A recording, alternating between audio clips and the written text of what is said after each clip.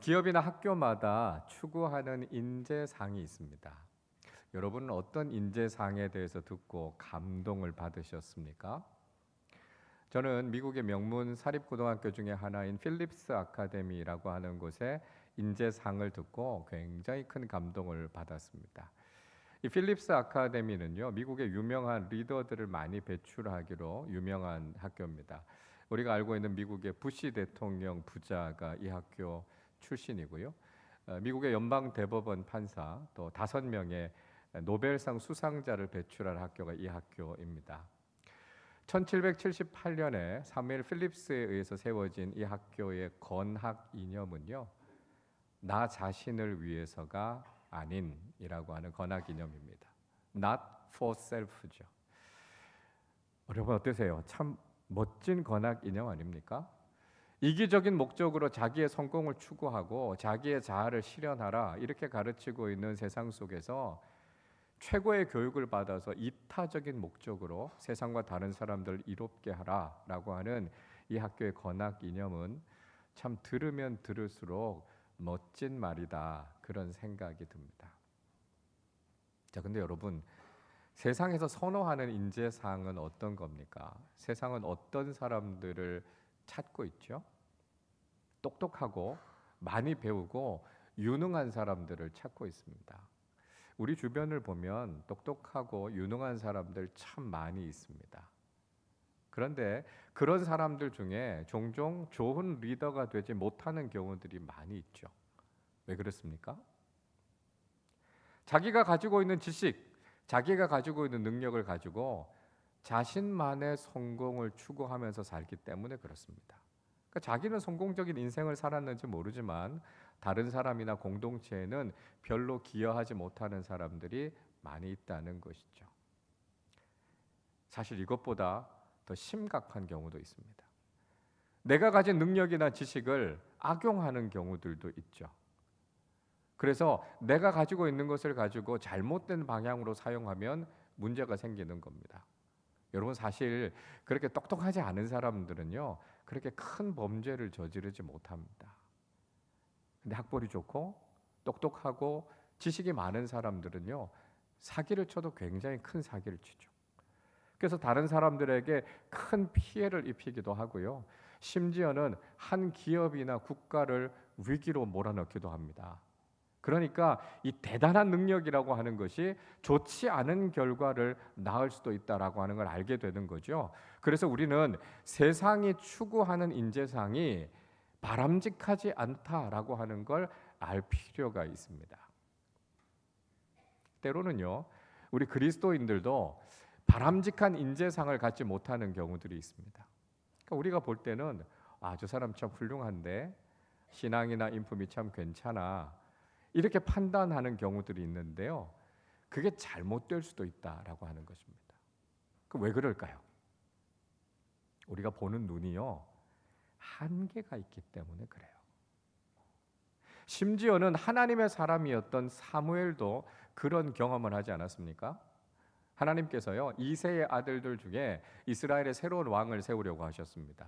그때 사무엘이 선택한 것과 하나님의 선택이 달랐다는 거예요. 사무엘이 이새의 집에 갔는데요 큰 아들인 엘리압을 보니까 너무 마음에 들었어요. 이 정도의 외모와 이 정도의 능력이라면 이스라엘의 지도자감으로 충분하다 그런 마음이 들었습니다. 근데 하나님은 아니라고요. 하나님의 기준과 사무엘의 기준이 달랐던 거죠. 그래서 사무엘상 16장 7절에서 하나님께서 이렇게 말씀하십니다. 여호와께서 사무엘에게 이르시되 그의 용모와 키를 보지 말라. 내가 이미 그를 버렸노라. 내가 보는 것은 사람과 같이 아니하니 사람은 외모를 보거니와 나 여호와는 중심을 보느니라 하시니라. 여러분 사람의 선택과 하나님의 선택이 왜 이런 차이가 있습니까? 사람은 외모를 보지만 하나님은 그 사람의 중심을 꿰뚫어 보신다는 거예요.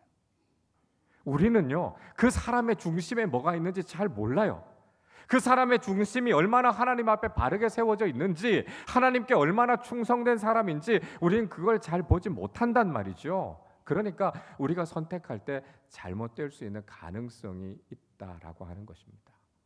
여러분, 그러면 우리는 어떤 인재상을 가지고 우리는 어떤 지도자를 세우는 사람들이 되어야 할까요? 사도행전 2장의 말씀은 우리가 잘 알고 있는 것처럼 가장 이상적인 공동체인 예루살렘 교회에 대해서 우리에게 소개해 주고 있습니다. 예루살렘 교회는 모이기를 힘쓰는 교회였고요. 예배와 교제가 굉장히 활발한 교회였습니다.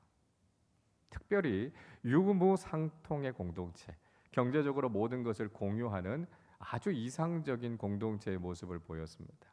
야, 정말 이런 공동체가 있을 수 있을까 생각될 정도로 놀라운 공동체가 이 예루살렘 교회였습니다. 그래서 거기에서 영감을 받아서 우리도 이런 공동체를 좀 세울 수 없을까? 사람들이 그렇게 흠모하는 마음들이 있었던 것이죠. 그래서 공산주의자들이 경제적인 평등을 이루기 위해서 이 사도행전 2장을 바탕으로 해서 공산주의 사회를 건설하려고 했던 것 아닙니까? 이스라엘도요, 1948년에 독립하면서 집단 농장 형태인 키부츠라는 걸 만들어서 이런 공동체를 한번 실현해 보려고 했습니다. 역사적으로 세계 곳곳에서 이런 공동체를 세우기 위해서 얼마나 많이 노력했는지 모릅니다. 그러나 번번이 실패했죠. 사람의 노력으로는, 인간의 생각으로는 이런 공동체를 세울 수 없다라고 하는 것을 경험했던 것이죠. 그만큼 예루살렘 공동체는 굉장히 이상적이고 성숙한 공동체였다라고 하는 겁니다. 자, 그런데 이런 예루살렘 교회에 문제가 발생했습니다. 사도행전 5장의 말씀에 보면 아나니아와 삽비라라고 하는 사람이 자기의 재산을 다 팔고 그 일부를 감추고 거짓말한 것 때문에 죽게 되는 사건이 기록되어져 있습니다. 예루살렘 공동체는요, 이 공동 소유라고 하는 원칙을 가지고 있었기 때문에 이 원칙을 깨트리면 공동체의 존립 자체에 굉장히 큰 위기가 될 수 있습니다. 무엇보다도 이들이 했던 가장 큰 잘못은요, 하나님이신 성령님을 속이고 거짓말을 했다는 거예요. 그래서 하나님의 진노하심을 받게 돼서 죽게 됐습니다. 이런 생각을 할 수도 있죠. 아니, 자기의 소유 일부를 감추는 것이 목숨을 내놔야 될 만큼 그렇게 잘못된 일인가? 그렇게 생각할 수도 있습니다. 그러나 그 무엇보다도 거룩하고 순수했던 예루살렘 공동체에는요, 이 문제가 가벼운 문제가 아니었다는 거예요. 굉장히 심각한 일이었다라고 하는 것이죠.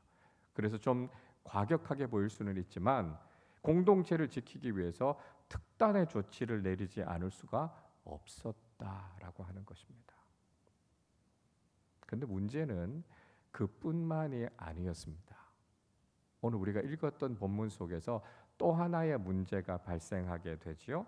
1절을 보십시오. 그때 제자가 더 많아졌는데 헬라파 유대인들이 자기의 과부들이 매일의 구제에 빠짐으로 히브리파 사람을 원망하니, 이렇게 말씀하고 있습니다. 그때에 제자들이 더 많아졌더니, 이렇게 말씀하고 있습니다. 그러니까 교회가 부흥하고 있었다는 거죠. 부흥하고 있는 예루살렘 공동체에 또 다른 문제가 일어나게 됐습니다. 그것은 헬라파 유대인들, 그러니까 외국에서 태어난 유대인 그리스도인들과 히브리파 유대인들, 예루살렘에서 태어나서 예루살렘에서 토박이로 살고 있었던 유대인 그리스도인들 사이에 갈등이 일어나게 됐다라고 하는 겁니다. 그 원인이 무엇이었습니까? 과부들이요. 당시에 사회적이고 경제적인 약자들의 구제와 관련되는 문제 때문에 갈등이 일어나게 됐다라고 하는 것입니다. 그들을 구제하는데 히브리파 그리스도인들, 유대인들 그리스도인들의 과부들은 구제에 포함이 됐는데 헬라파 유대인들은 거기에서 제외가 된 것이죠. 그래서 그런 불공평함이 있었기 때문에 문제를 제기했다는 것입니다. 이런 문제들이 일어날 수 있는 가능성이 있었겠죠. 히브리파 유대인들은 예루살렘에서 오래 살았으니까 거기에 삶이 익숙해졌을 겁니다. 그리고 아무래도 정보를 얻기가 쉽지 않았겠습니까? 뭐 요즘처럼 정보가 다 오픈이 돼 있고 인터넷이 발달돼 있고 그런 사회가 아니니까요. 누군가는 정보를 많이 알고 누군가는 적게 아는 일들이 있었을 겁니다. 상대적으로 헬라파 유대인들, 외국에서 살다가 예루살렘의 삶이 좀 낯설었던 사람들은 이런 정보에서부터 배제되는 경우들이 있었겠죠. 그래서 그 구제에서 빠지게 돼서 불평하고 원망하는 일들이 있었다라고 하는 것입니다. 여러분, 우리는 간혹 오해하게 되는 경우가 있습니다. 부흥하는 공동체는 아무런 문제가 없을 것이다, 이렇게 생각한다는 것이죠. 그러나 어떻습니까? 모든 공동체에는요, 문제가 있을 수밖에 없다라고 하는 것을 인정해야 된다는 거예요. 그래서 우스갯소리로 이런 이야기 하죠. 이 세상에서 문제가 전혀 없는 공동체는 공동묘지밖에 없다고요. 여러분, 살아서 활동하는 모든 공동체는요, 문제가 있기 마련이에요. 중요한 것은 문제가 있느냐 없느냐가 아니라는 겁니다. 문제가 있을 때 그 문제를 해결할 수 있는 능력이 있느냐 없느냐가 중요하다라고 하는 것이죠. 그래서 문제 때문에 원망하거나 문제 때문에 불평할 것이 아니라 그 문제를 끌어안고 그 문제를 풀어낼 수 있는 능력이 있는 공동체가 성숙하고 건강한 공동체다라고 하는 것을 우리는 알아야 된다는 것이죠. 자, 그런데 예루살렘 공동체에 불평하는 말이 있었습니다. 원망이 많았어요. 무슨 이야기를 했겠어요? 교회가 어떻게 이렇게 불공평할 수 있냐고요. 어떻게 가난한 사람들을 교회가 외면할 수 있냐고요. 이렇게 말하는 사람들이 생겨나게 됐다라고 하는 것입니다. 여러분, 기억하셔야 될 것이 있어요. 교회는 말로 변화되는 공동체가 아닙니다.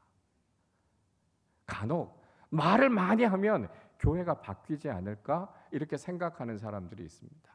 그래서 회의를 많이 만들죠. 물론 회의하는 거 필요합니다. 건설적인 비판도 필요해요. 그러나 기억해야 되는 것은 교회는 말로 변화되는 공동체가 아니라 기도로 변화되는 공동체라는 것을 꼭 기억하시기를 바랍니다. 말이 변화의 힘이 있는 것이 아니고요, 기도가 변화의 힘이 있다라고 하는 거예요. 말로 변화되지 않는 것이 기도하면 그 문제가 해결되고 변화되는 은혜를 경험하게 된다는 것이죠. 교회만 그런 게 아니죠. 가정도 마찬가지 아닙니까? 배우자를 향해서, 자녀들을 향해서 이렇게 해라 저렇게 해라 말한다고 해서 변화가 되나요? 잘 변화되지 않아요. 말하기보다요, 그 문제를 가지고 기도해 보십시오. 말로 안 되던 일들이요, 기도하면 풀려지는 은혜를 경험하게 되는 거예요. 변화의 힘이 기도에 있다라고 하는 것을 경험해야 된다는 거예요. 그래야 진짜 신앙인이라는 것이죠. 여러분, 공동체 속에서, 사람들과의 관계 속에서 혹시 문제를 발견하셨습니까? 그렇다면 불평하는 말이나 원망하는 것이 아니라 기도하는 사람들이 되실 수 있기를 바랍니다. 기도를 통해서 우리 자신과 공동체가 변화되는 놀라운 은혜를 경험하실 수 있기를 바랍니다. 자, 여러분, 그러면 문제를 만났을 때 지도자들은 어떻게 했을까요? 오늘 본문 2절 말씀을 우리 같이 읽겠습니다. 12사도가 모든 제자를 불러 이르되 우리가 하나님의 말씀을 제쳐놓고 접대를 일삼는 것이 마땅하지 아니하니. 예루살렘 공동체의 지도자들이었던 12사도들은요, 모든 제자들을 다 불러 모았습니다. 그리고 이 문제를 정면 돌파해 나갔습니다. 여러분, 두 가지를 했는데요. 첫 번째는 그들이 문제를 회피하지 않고 직면했다는 것입니다. 문제를 피하면 안 돼요. 문제가 있을 때 쉬쉬하면 안 됩니다. 그러다 보면 이 문제가요, 눈덩이처럼 커지는 거죠. 나중에는 해결할 수 없는 지경에 이르게 되고요, 이것이 공동체에 얼마나 큰 위기가 되는지 모릅니다. 지도자들은 문제를 두려워하면 안 돼요. 그리고 그 문제를 솔직하게 이야기할 수 있어야 됩니다. 그래서 그 문제를 직면하고 그 문제를 풀어가기로 결단할 때 비로소 그 문제가 해결된다는 거예요. 자, 다른 하나는요, 자신이 해야 할 일과 그렇지 않은 일을 정확하게 구별했다는 것입니다. 사도들이 해야 될 본분이 무엇이었습니까? 하나님 말씀 전하는 일이었죠. 기도하는 일이었죠. 사도들은요, 자신들이 다른 일을 하느라고 자신이 해야 될 일을 하지 못하는 일이 생겨서는 안 된다고 생각했던 것이죠. 그래서 우리는 말씀과 기도하는 일에 전념할 것이라고요. 그리고 이 일은 다른 사람들에게 맡겨야 된다라고 하는 것을 그들이 깨달았다라고 하는 것입니다. 여러분, 문제가 생겼을 때 리더가 모든 일을 다 하는 게 아니에요. 리더는요, 자신이 해야 될 일이 무엇인가, 그리고 맡겨야 될 일이 무엇인가라고 하는 것을 분명하게 구별할 수 있어야만 자신의 역할을 제대로 잘 감당할 수 있다는 것이죠. 자, 그래서 사도들이 찾았던 방안은 무엇이었습니까? 오늘 3절 말씀 우리 같이 한 번 더 읽겠습니다. 형제들아, 너희 가운데서 성령과 지혜가 충만하여 칭찬받는 사람 7을 택하라. 우리가 이 일을 그들에게 맡기고. 문제가 일어났습니다. 문제를 직면했어요. 그리고 그 문제를 푸는 방법은 7명의 집사들을 세워서 그 일을 맡기도록 한 것입니다. 여러분, 문제를 해결하는 방법은요, 사람을 세우는 거예요. 이건 지금 우리에게도 굉장히 중요한 교훈이라고 할 수 있습니다. 문제가 생기면 사람으로 풀어야 된다는 것이죠. 그 문제가 있으면 그 문제를 해결할 수 있는 적임자들을 세우게 될 때 그 문제들이 해결된다는 거예요. 그만큼 사람이 중요하고요, 인적 자원이 중요하다라고 하는 것입니다. 문제가 생겨서 사람들을 세웠는데요, 문제를 푸는 방법이 됐을 뿐만 아니라 더 많은 사람들이 같이 일할 수 있는 기회가 생긴 거예요. 그래서 함께 그 문제를 풀어가는 해결책, 돌파구가 생기게 된 것이죠. 여러분, 문제가 있을 때 우리가 불평하거나 회피하는 것이 아니라 그 문제를 잘 풀어갈 수 있는 좋은 사람들을 세워서 문제를 해결할 뿐만 아니라 하나님께서 주시는 평안과 은혜를 경험하실 수 있기를 주님의 이름으로 축복합니다. 자, 그렇다면 우리 어떤 사람을 세워야 될까요? 우리가 그리스도인으로서 우리는 어떤 인재상을 갖고 있어야 되겠습니까? 좀 전에도 말씀드린 것처럼 하나님의 기준과 우리의 기준이 다를 수 있다는 거예요.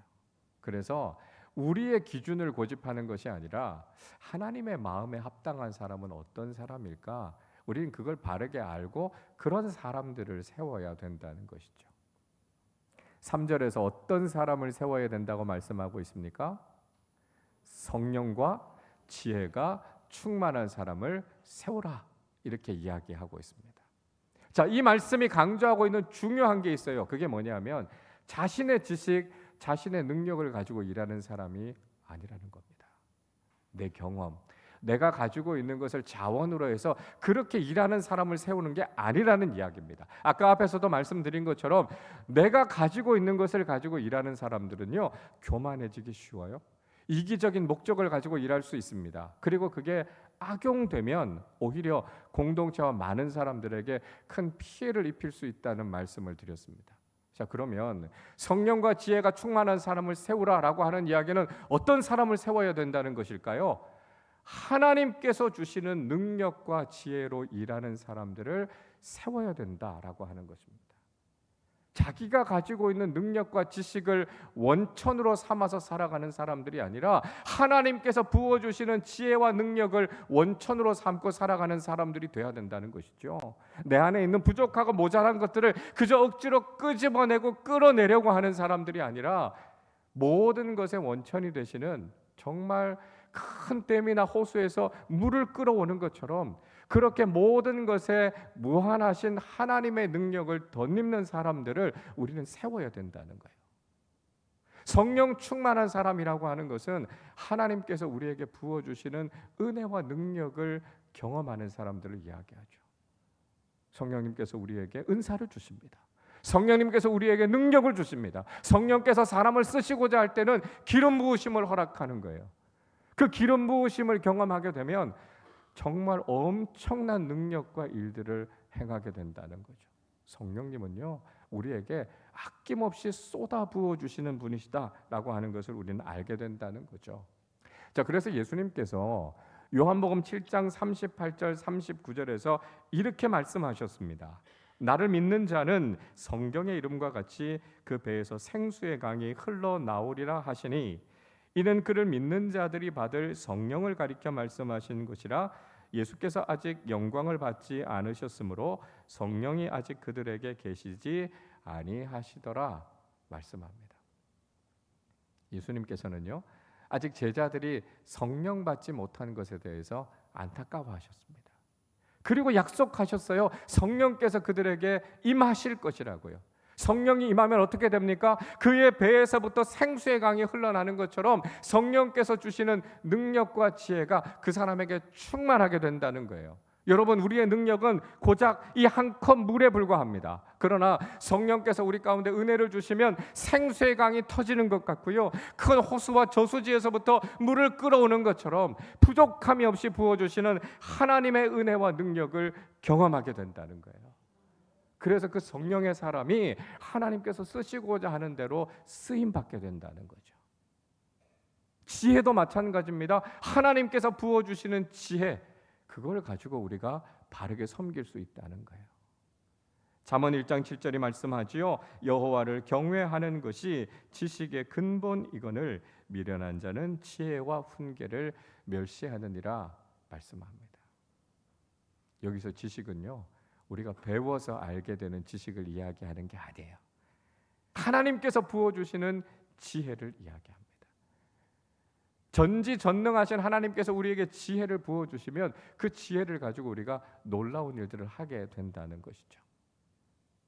여러분, 우리 부모님 세대들이 신앙생활 하셨던 거 한번 생각해 보십시오. 그분들이요, 정말 배움에는 일천하신 분들이셨어요. 그러나 신앙생활 하실 때 보면 얼마나 지혜롭게 신앙생활 하셨는지 모릅니다. 그분들이 배워서 하신 것일까요? 아닙니다.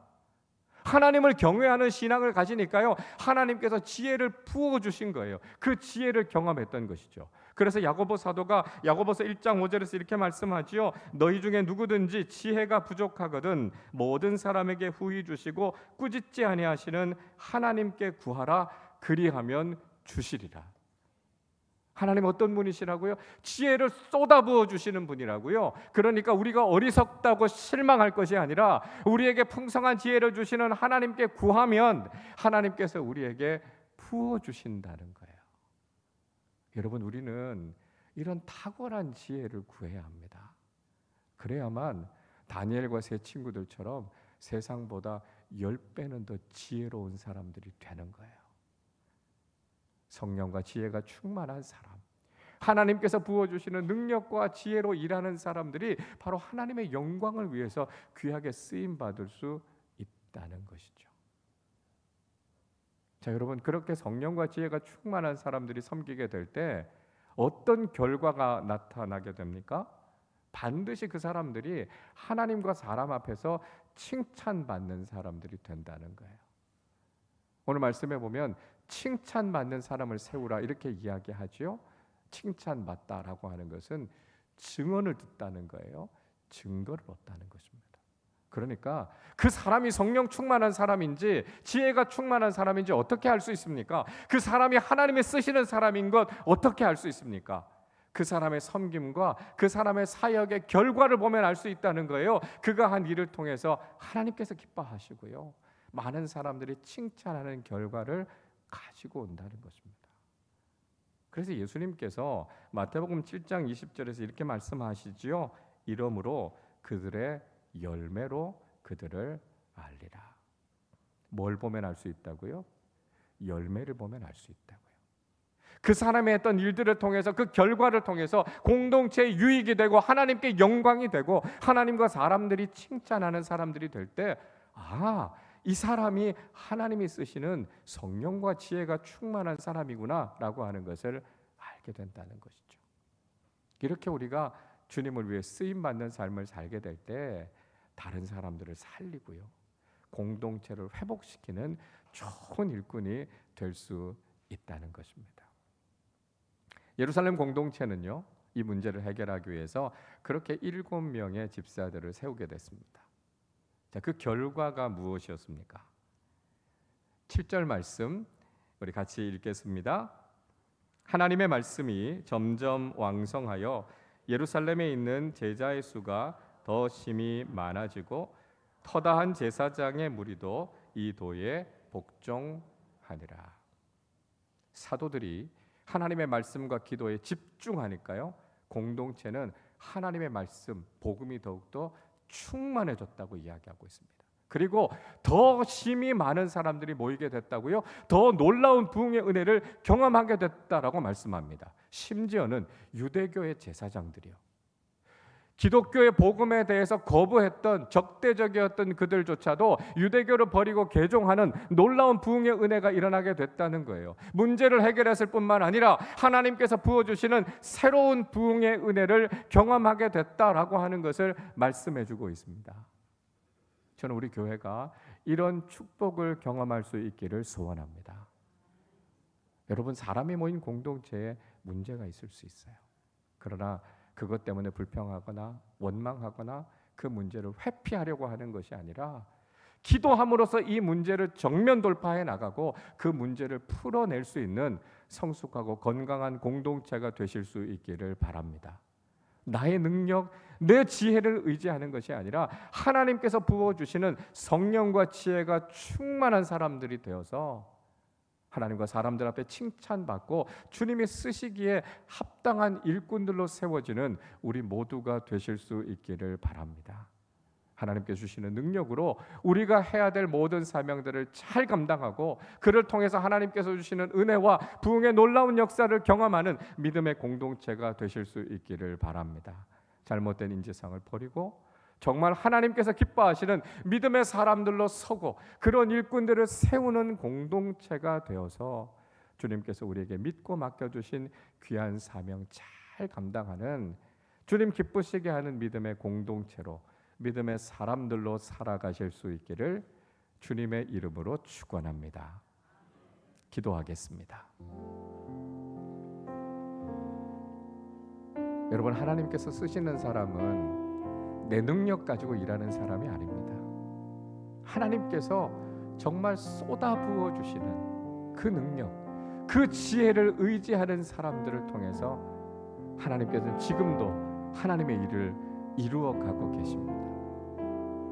우리 공동체 속에서 우리 한 사람 한 사람이 성령과 지혜가 충만한 하나님의 일꾼들이 되게 해 주옵소서. 우리 아름다운 교회가 바로 그런 좋은 일꾼들을 세우게 해주셔서 하나님께서 부어주시는 놀라운 영적인 부흥을 경험하게 해 주옵소서. 우리 말씀을 생각하며 함께 합심으로 기도하도록 하겠습니다. 하나님 아버지, 감사합니다. 하나님께서 어떤 사람들을 쓰시는지, 하나님께서 어떤 일들을 행하시는지 우리로 하여금 깨닫게 하시고 알게 하시는 은혜에 감사를 드립니다. 하나님, 우리가 몸담고 신앙생활하고 있는 공동체 속에서 때로는 문제가 있고 때로는 위기가 있고 때로는 어려움들이 있지만 우리가 불평하거나 원망하거나 그 문제를 회피하지 않게 하여 주시고 기도함으로 우리가 그 문제를 정면 돌파해 나가게 하시고 그 문제를 풀어낼 수 있는 성숙하고 아름다운 공동체가 될 수 있도록 은혜를 베풀어 주시옵소서. 하나님 아버지, 우리가 해야 될 일이 무엇인가를 깨닫게 하여 주시고 하나님의 뜻에 따라 그 일을 바르게 할 수 있는 일꾼들이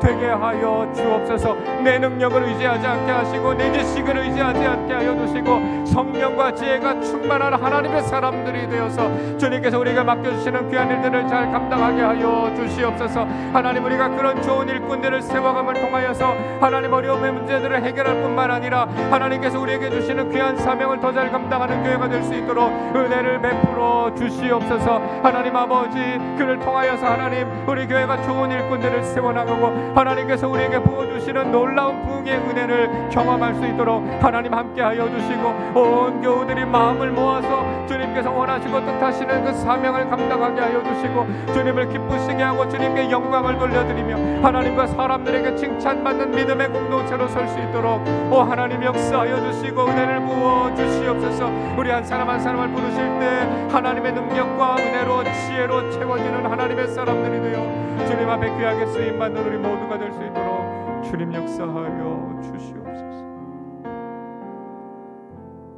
하나님 아버지, 감사합니다. 죄를 구원하여 주시고 세상 많은 사람들 가운데 구별하여 주셔서 하나님의 일을 맡겨주심을 감사합니다. 하나님, 우리의 능력으로 일하려고 하지 않게 하여 주시고 성령 충만하고 지혜가 충만한 하나님의 사람들이 되게 하여 주셔서 주님께서 주시는 힘으로 주님 맡겨주신 귀한 사명을 잘 감당하는 참 좋은 일꾼들 되게 하여 주옵소서. 그래서 그 문제를 해결해 갈 뿐만 아니라 하나님께서 우리에게 부어주시는 새로운 부흥의 은혜를 경험하게 하여 주셔서 주님께 칭찬받고 맡겨주신 사명을 잘 감당하는 믿음의 사람들과 공동체가 되게 하여 주옵소서. 하나님, 우리 교회가 이 항존직 선거를 통해서 성령과 지혜가 충만하여 칭찬받는 좋은 주님의 일꾼들을 세우게 하여 주셔서 성숙하고 거룩한 믿음의 공동체로서 하나님께 기쁨이 되는 우리 모두 되게 하여 주옵소서. 감사드리며 우리 주님 예수 그리스도의 이름으로 기도하옵나이다. 아멘.